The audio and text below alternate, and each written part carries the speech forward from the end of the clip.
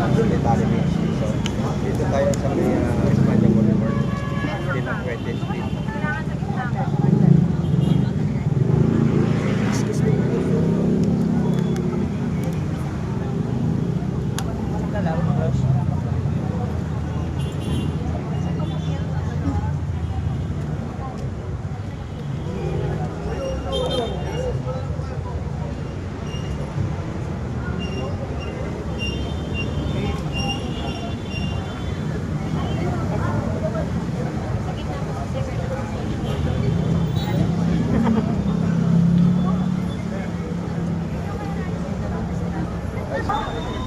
Kanina nandun lang kita.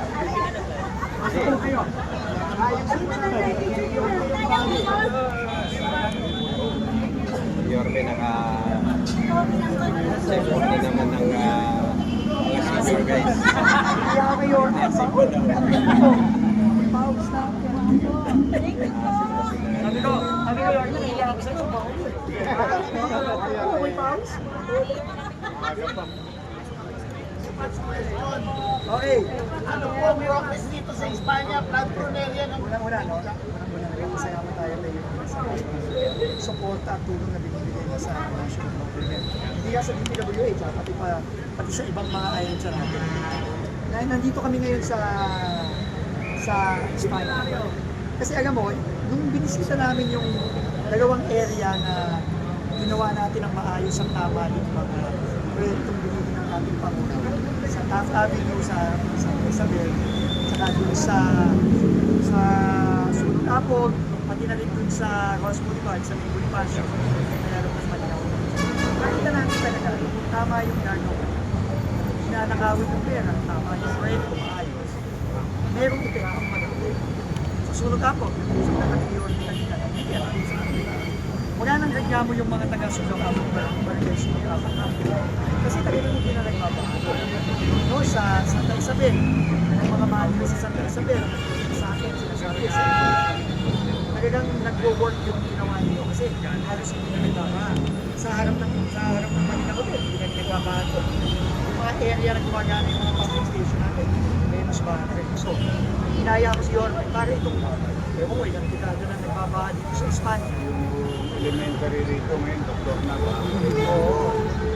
So, nag-planning kami at pinilisita ko ngayon kay Mayor yung 5 interventions na gagawin natin dito sa Espanya. Kasi medyo mabibigat itong mga intervention ko na hindi natin magagawa ng local government. So, maganda, all out support si Yorme. Maganda, kinausap namin ng mga bayan na Pamulo. Magkakaroon ng konting aberya in the next few months. Pero, sa tingin namin, pag natapos to, kahit pa paano, may iinsan yung pagbahan sa Espanya.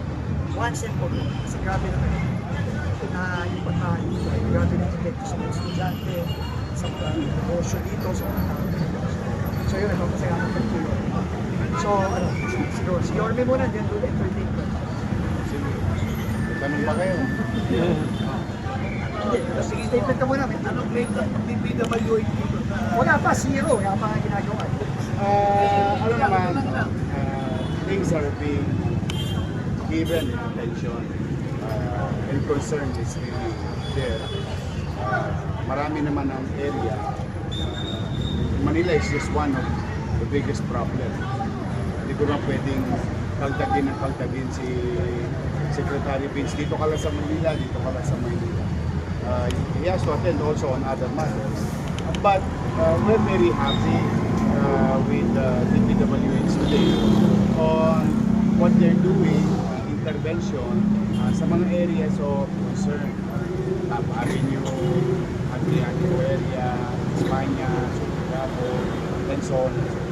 So today we went here because over the weekend, Secretary Vince and I have been texting and sharing information about the pumping station and the DPWH and the DPL areas of flooded areas like Espanya. So in this case, darating ang oras na maiibsan yung level ng tubig. That's the minimum requirements or goal namin DPWH at city government. Kaya lamang ipinagpapauna ko na sa mga dumadako sa Maynila sa mga darating na linggo, medyo magkakaroon ng abala sa kalsada ng it will take a few months, pero sabi nga, nadalo din ang ginawa. Third, hopefully, the plan of having a catch basin in Earnshaw would help Spanish flooding. It's now on their way sa planning. Magkakaroon lang ng konting abala sa kambal na simbahan natin. Kasi yung buong kanto na yun o yung buong plaza will be converted as catch basin area. O Espanya, para papunta naman doon sa pumping station sa likod ng LRT sa Maynila. Mayor, ano pong pinakamalaking problema po ba? Is it basura, magpipintong kalsada, or baka marami ng residente? Maraming science of it, no, factor. Basura is one. Two, masyado ng luma yung sistema sa ilalim ng lupa. Three, as you all know, huwag na kayo lalayo. Pagdating sa Espanya, tumingin lang kayo sa east. Makikita mo na yung level ng lupa. Kami talaga ang taga-salog na tubig coming from the eastern port.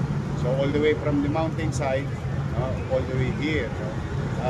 Kasi papunta lahat yan sa city. But yung mga interceptor naman, like Blumentritt and Sulog Apo, ginagawa naman.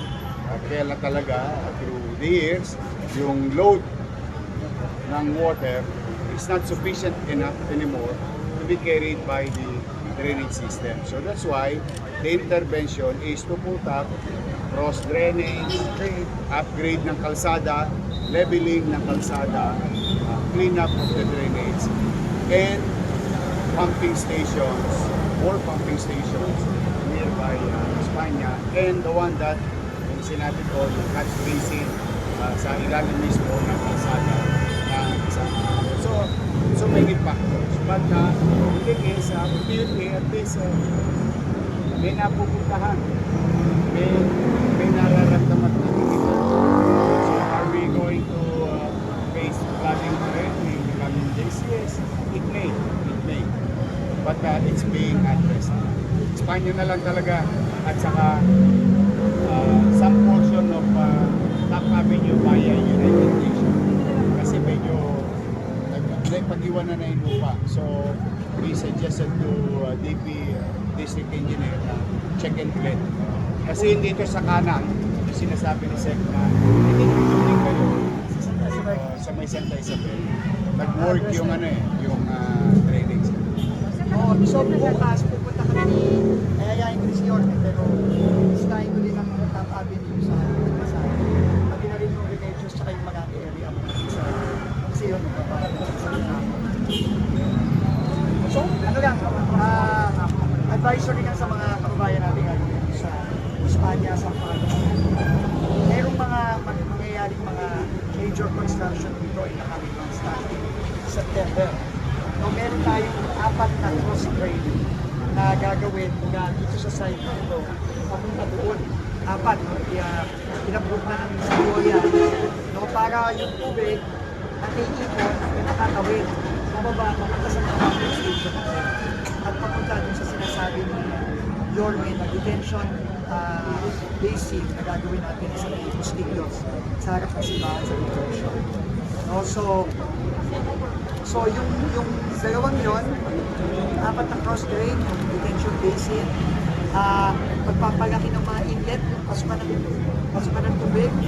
No, kasi ang problema dyan, lalagyan natin yan ng mga crash ramp kasi nangyari kapag ginamit ng basura, ibabara na ng basura, babarayin na ng basura yung babaan ng tubig. Magbabahan naman ng mabilis. So, kailangan ayusin niya. And then, meron tayong mga itataas na portion ng Espanya dahil mababa na, mapag-iwanan na. And doon talaga nag-ipon ng tubig at mababa. So, lahat ng yun, sabay-sabay natin gagawin. Hihingi tayo po ng paumanhin muna sa ating mga kababayan at mga estudyante natin sa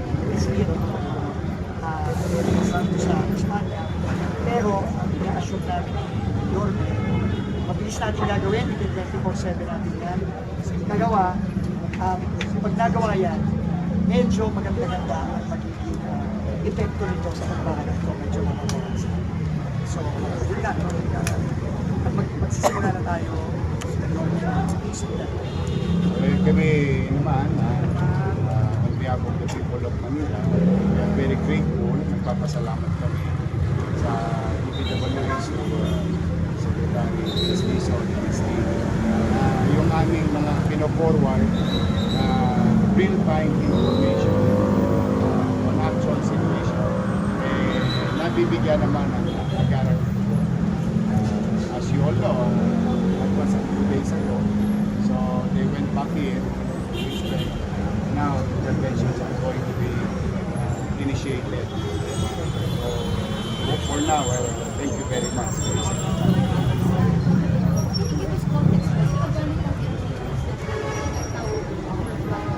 Hi, okay. You know, then, recently we attended ArcGIS, a system that we bought recognized by ESRI. This system is a mapping system, multi-spectral system, wherein even if we put a system in our drainage facilities and map our level ng land, level ng land, at yung kwentada ng buhos ng tubig through this data and data analytics of our system, we can project 2 hours before kung saan magdudulo na malaking pagbaha. Ito ba ay particular sa kalsada lang? Hindi, ito ay particular sa mga community na pwede nating maligtas ahead of a few hours ahead of the aberya. Yun yung isa sa mga meron tayo ngayon, but it's not yet being deployed because we have to put the system underneath sa ating lupa at imamap natin yung ating lote o what you call cadastral mapping. Yan, mahalaga yun. Yun yung next move namin after we were given information about utilizing the system, the mapping system for MDRRM. Pag MDRRM mo, kasama na rin yung pati pagpaka. So lalawak yan. Yung paggamit ng RGIS.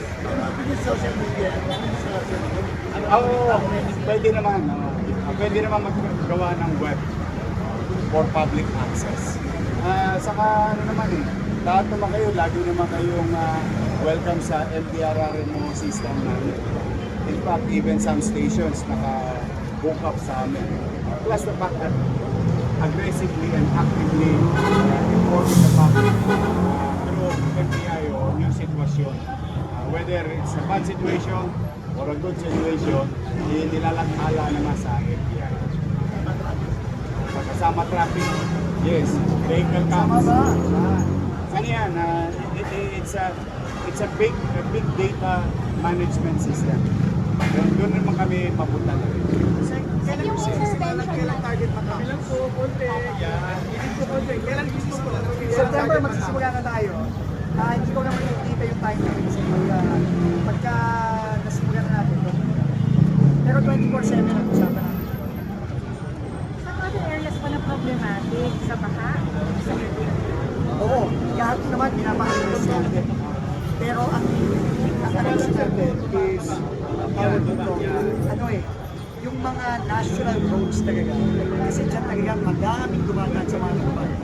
Ito, Espanya, Quezon Avenue, EDSA, Sipay, Neta, Arten, Avenue, yung mga malalaki talaga. Kasi yung volume ng taong dumadaan dyan at yung permission din ang dulot niya. So yun ang kapag. Hindi ka sa Metro Manila, pati yung mga national roads natin sa ibang parte ng lugar sa mga metro cities. At kailan ba last na upgrade yung year, Lang Espanya, sabi sa akin, drainage dito, 1950s pa. Drainage dito, hindi pa na-upgrade. Meron na nagagawang mga maliliit na proyekto, pero yung pag-upgrade na yan, hindi pa natin. Since post-World War II. Hindi, yung gagawin, yung priority muna natin, yung apat na gagawin. Kasi yun ang pinakamabilis na kahit pa paano, according sa mga eksperto natin, may ibsan yung sa spot. Kasi, ano eh, kailangan mapabilis natin, mapababa yung papunta sa mga estero at saka sa mga pumping station. Critical din yung detention basin sa may Earnshaw sa Puso. Ilang months or taon po yan, sir? Ilang months or taon? One lang ito, hindi naabot yun. Di ba? One din sa akin. May, para makalap May. Kasi September pa lang. Pero ano kasi, fishbone. So hindi to pack. Kaya madali to. Kasi makikita mo naman yung metro, malapit lang naman. Kailangan lang mag-connect yung dalawa nito para magsalo ka. Ayun. So, ano na nakakalimutan. Kasi, minsan may mga tao mismo sa kulong. Sabi nila sa akin, 2019, nagkaroon na tayo. Kasi, ba, pero problema, alam mo yan. So, dalawa ang critical kailangan gawin. Immediate. In fact, nagsisimula na today or tomorrow, talaga natin. Kailangan mag-dredging kasi yung dito, mababaw. Kaya yung ginagawa natin kasi, yan, siguro nagagawin natin na effective ang dredging kasi ang tubig, wala kang magagawa. Ang tubig, dadating. At kailangan natin gawin yung kapasidad ng ating mga ilog at ister. Kailangan papagaling. Ang problema, kung hindi ka mag-dredging, since galing sa buhay ng tubig, may dalayang putik, may dalayang buhatin niya. Kung 10 taon ka nang walang dredging, eh yung hilig mo, mababaw na ng baka. So, ang tubig, aapaw at aapaw. So, kung doon ang unang na, ipapag-dredging na tayo. Saka yung nakita kong ang mga flood control na mayroong parting mataas, may parting mababa, pinapantay na natin. So, magsisimulan na rin yun in the next few weeks. So, sabi ko nga, babalik-balikan mo yan. Kasi nakakaawa. Pero nakita mo yung isang tao doon, habang kinakausap ko siya, inuhukay niya yung mga doon. Dahil natapunan na ng tubig tsaka ng buhay. Kailangan, nagis natin ako sila. So, we're going to go back there. And then, gagawa tayo ng dam sa taas. Maxim dam. So, kaya kasi may mga dam kasi taas para bago pa bumaba yung mag-asay, mapipigilan mo na sa taas. So, gagawin pero yun, medyo matagal. So, intelligent yung dredging, tsaka yung mapataas natin.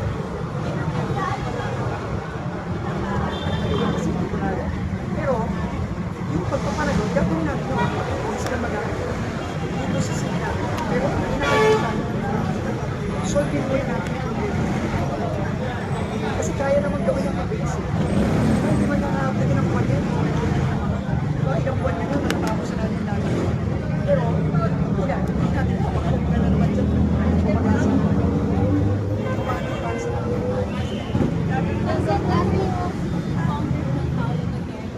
Nakakagaling na sitwasyon sa Davao City. Pero ang sabi po niya ay for the DPWH look within himself na parang open na po is on check why Gagawin natin. despite yung condo po hindi daw na-implement yung many features. Gagawin natin yun. Pero ang tingin ko, ang pinaka-importante gawin natin, tulungan natin yung mga tao doon na tumaksyon natin.